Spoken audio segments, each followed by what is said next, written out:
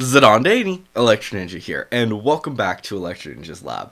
In today's video, we are going to be talking about Hunter's Guild Red Hood once again, and Chapter 3 is out.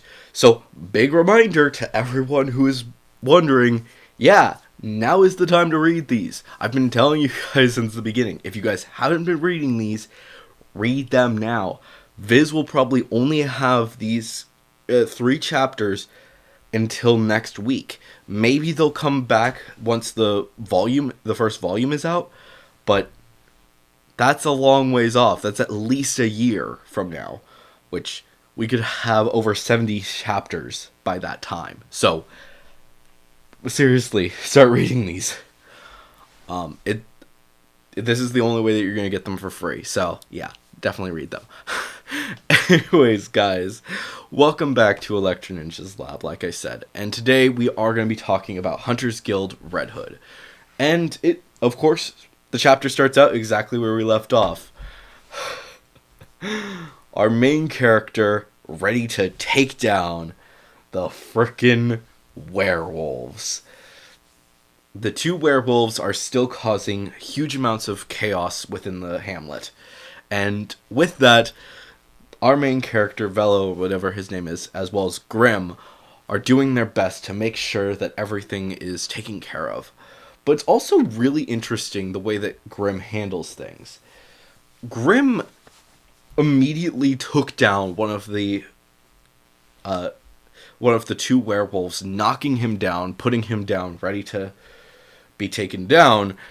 But when frickin' our main character, Velo, tries to shoot this thing, he just blasts a hole in the wall. And this werewolf is not the greatest. Oh my gosh, this guy is insane.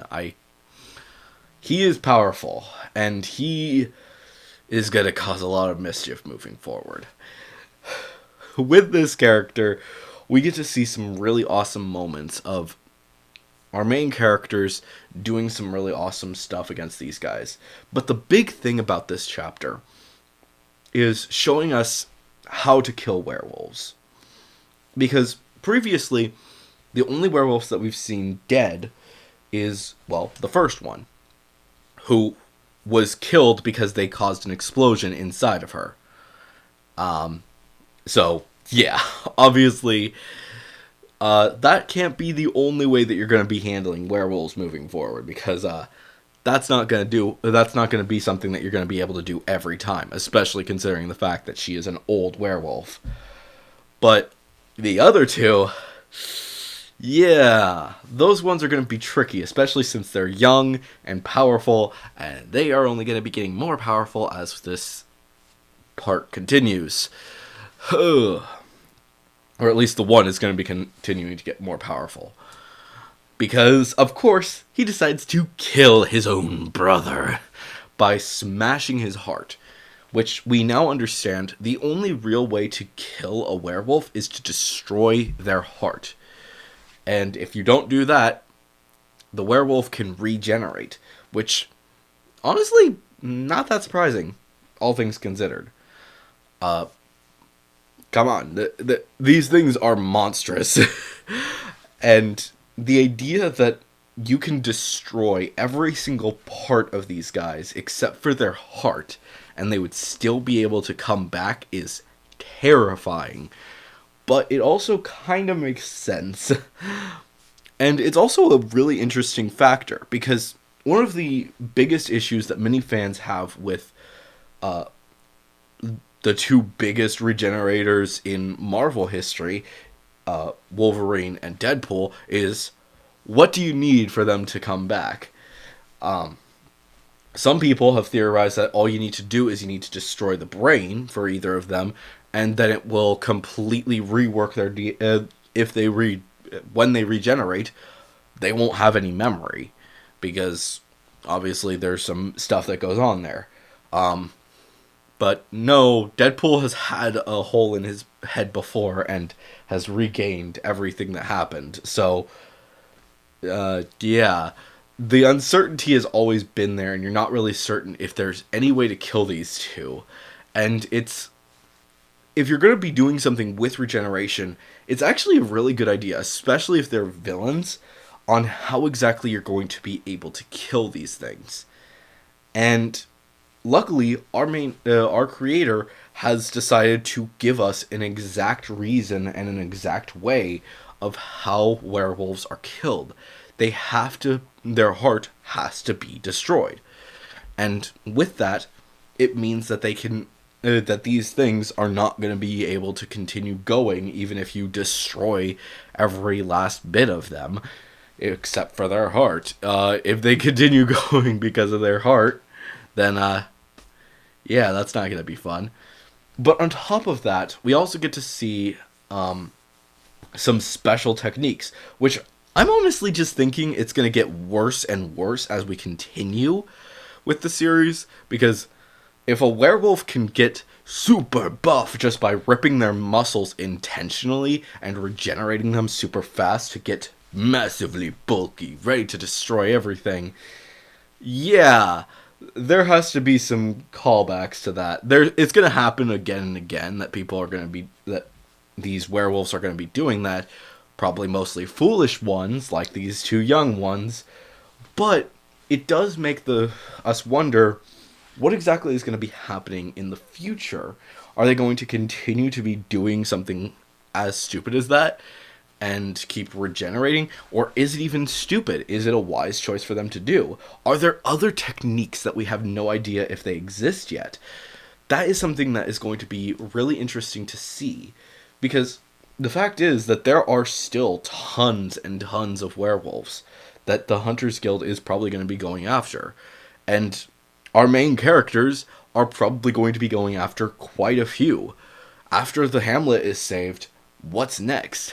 And that is going to be a big situation where he's going to need to decide. Also, can we just talk about how freaking awesome this character, Velo, looks? Because he looks like a badass, carrying both guns on his ready to be used, while also carrying his axe, which I'm hoping that I actually got that picture to be the background. But he is looking badass. I can't wait to see him as he becomes a better and better character. Because right now he is just beginning, and he has no idea what he's doing. But if he looks this badass at this point, can you imagine what he's going to look like in a few years when he has become a fully trained werewolf hunter? It's going to be amazing. Especially if he learns to hunt other monstrous creatures. I'm honestly expecting that he's going to have to take on a dragon eventually. Which, oh my gosh, I love that. There's so many really cool aspects to this manga and what they could continue to do with it moving forward. I'm so excited. But it's also really interesting what Grimm does at the end of this at the end of this chapter. Because she tells Grimm she's not going to create the plan. It has to be Velo. I'm really hoping that I'm saying his name right, because I'm not 100% certain, but it has to be him. If he doesn't do it, then how is he going to defend his hamlet as years go by? He can't. He has to be the one who does this plan, who shows that he can do it. And even if this does a few things. One, it shows that she wants him to be actually ready. If he chooses not to join the Hunters Guild, it means that he can still defend his home, and they don't have to call on Hunter in order to save the day. Instead, he can take up that responsibility and make sure that he takes down werewolves as they come in the future. But two, it also makes him realize that he can do these things. And if he can do it, maybe the rest of the villagers can as well, or whatever the terminology is for the hamlet. Maybe the rest of them can learn from what he's done, and he can leave the town in their capable hands. And maybe they're going to go and abandon the hamlet anyways. A lot of damage has been done to this town, and sure, they could repair and stuff, But these werewolves have caused a lot of mischief and have caused a lot of damage to them. And who knows, maybe they'll kill, this werewolf will kill every last one of the villagers by the end of this, and it's not going to be fun. But with this, it allows him to both learn and grow to become a better hunter. It's insane to think about, but it's showing how much she thinks of him and how much she thinks that he can become a great hunter like her. In all honesty, I think that if things actually start to look bad and and maybe some other villager is about to be taken down or killed and he can't do anything about it, she's going to step in to make that decision. I have to step in and I have to save these people. I cannot let these people die. I cannot let this kid have that on his conscience. I need to save them. The fact is that she is trained and she knows how to do this. But the other factor is that he needs to know that he can do it too. He needs to know that he is able to handle this. And if something bad does happen, then he can learn from his mistakes without necessarily losing someone. And it can show him that he's not quite ready. And maybe he can go with her to make sure that he does become ready, and that one day he can return to the hamlet and protect them. It's honestly a really interesting way that they could go about this. And I don't want to theorize too much about this, but I honestly just love this story. All the different things that they've done so far, it shows how big these characters are going to be moving forward. And honestly, I cannot wait for when it gets announced that this is getting an actual volume.